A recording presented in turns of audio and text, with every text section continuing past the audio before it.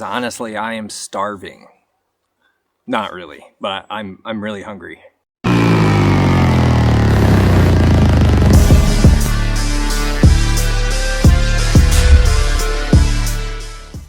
And I want to show you guys something about the elements of those MREs. Let's start from the top.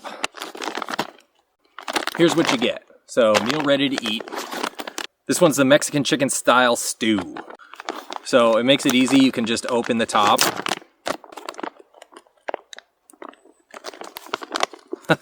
I say that and the whole thing just rips apart. Anyway. You're supposed to be able to just rip open the top. It says it's got a peelable seal. Alright, let's have a meal together. So, here is the Mexican style chicken stew. This one right here is banana pumpkin puree. This one, cheese-filled pretzels. That's the snack. I'm always surprised about the snack, pleasantly surprised. That's kind of what I look for in these. Okay, this one, it gives you, like moist towelettes, gum, and stuff like that. This one comes with matches. That's another surprise that I look for in these. Sometimes it doesn't have those matches. Alright, so here's the deal that I was thinking of referring to. This is the flameless heater. This thing will make your food really, really hot. And it'll heat it up for you. So what you do is you open this up. So you just peel it like that. And then whatever you want to warm up, you put on the inside. But for me, it's the Mexican style chicken stew. That'll go in this bag. Okay, and then you need to find a water source.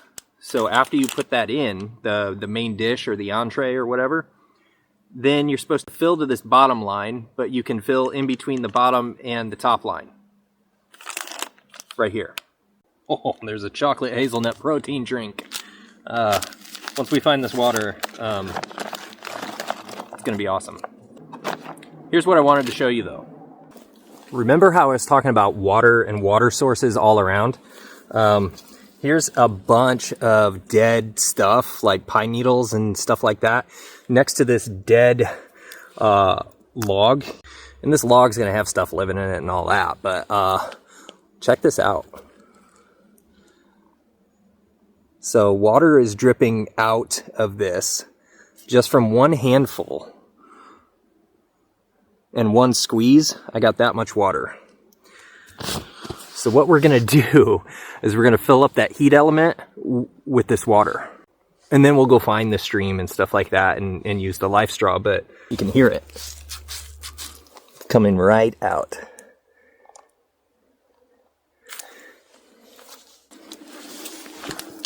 So let's do that. Let's grab this stuff. We'll see how effective it is. And then the other trick too, after you're done eating and whatnot, and if you get cold and if it's like nighttime or whatever, you can use this heating element. You can, wrap it in like a scarf or towel or blanket or whatever, and hold it close to you. It'll keep you warm.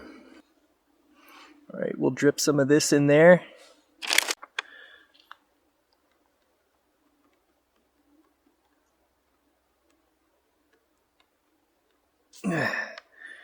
Cool.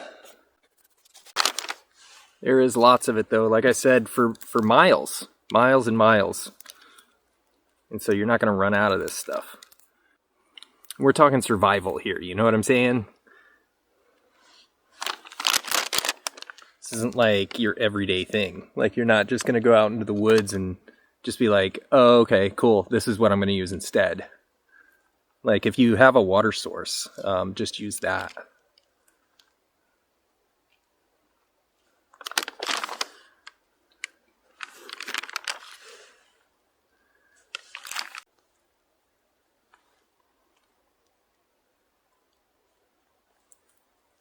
Because you can expend a lot of time and energy and effort doing this, squeezing all of this stuff.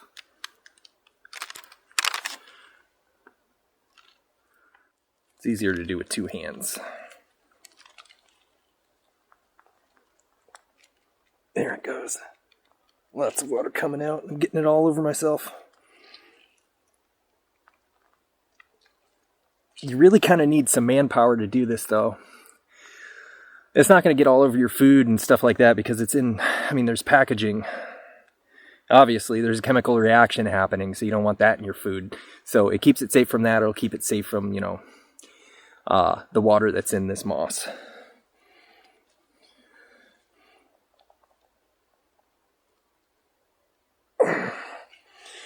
Okay. Every last drop of that, there's a decent amount in the bottom there. So, that should be enough. I'm going to close it over, move it around, switch it around a little bit. Ooh, I can already feel it. That's getting hot. Yeah, and see that? I mean, you can get real wet real quick out here. Oh yeah, that's getting real hot. There's definitely lots of water touching each little element there. And you're supposed to post it up on its side like this. And after a while, this becomes way too hot to touch. I mean, you'll feel it. It'll really, I mean, it'll burn you. It will. Oof. And so you're supposed to put it up on its side for, I think they say like 5 to 7 minutes or something like that. But 10 minutes, 20 minutes is what I found. Really, it warms up your food that way. Wow, that's hot. You can hear it sizzling.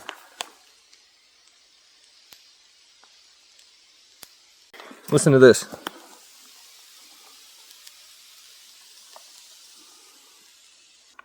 There, so basically without water, we've now initiated a warm meal. And, or have made ourselves warm if we get cold at night. Ooh, it's hot. Oh. All right, it's been hanging out for like a good 10 minutes. I'm just ready to eat it. We'll take it out of there, we'll wipe it off. I do gotta say, as the sun goes down, things do progressively get creepier and creepier in the woods. If you guys know what I'm talking about, leave a comment. Like, I don't know if you got some weird stories or just some like creepy stuff that's happened to you, or if you just get in that mindset like I do at night where it's just hyper vigilance and it's like you just pray for the morning to come sometimes. But it does. I mean, does that happen to anybody else? I mean, when you're out here, can't find my spoon. Hope they gave me a spoon.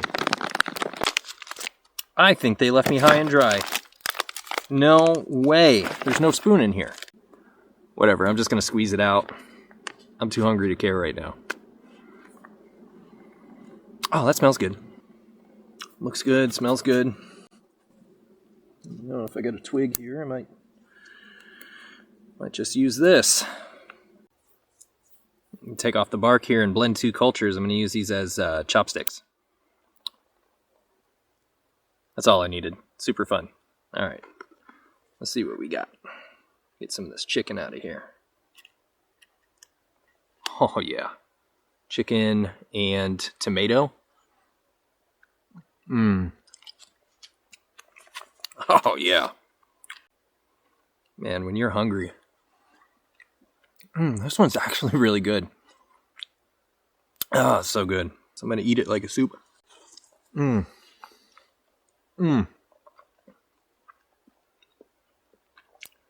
was a big chunk of chicken in there too. And I'm not downwind or upwind or any wind at all right now. I gotta say, I'm not disappointed, and I really hope my buddy is doing well. I mean, yeah, he was pretty sick. But I really, it'd been great to share this experience with him. I mean, it's one thing to do it alone. I do it alone a lot. And there's a lot of work to be done. To be honest, I've talked with individuals, let me put it this way, who have this grand idea of what will happen out in the wilderness when you go, and they feel like it's more of like a camping experience where you sit around the fire for hours. I'm telling you, there's a lot of work to be done in a very, very short amount of time. It sneaks up on you. And then before you know it, it's already, the sun's gone down and here comes the rain clouds. Or, something worse, you know, something unexpected. Somebody gets hurt or something, twists an ankle, or something really unexpected happens, you know, and you encounter wild animals or whatever. So it's different. There's a different level of connectivity with another individual when you come out into the woods and sharpen your skills with each other. And so that's something you don't get in the city, or even the country necessarily. This is a totally different existence out here. All right. You can hear those birds song. Does not sound like a warning signal. So that's encouraging. They might not even know I'm here.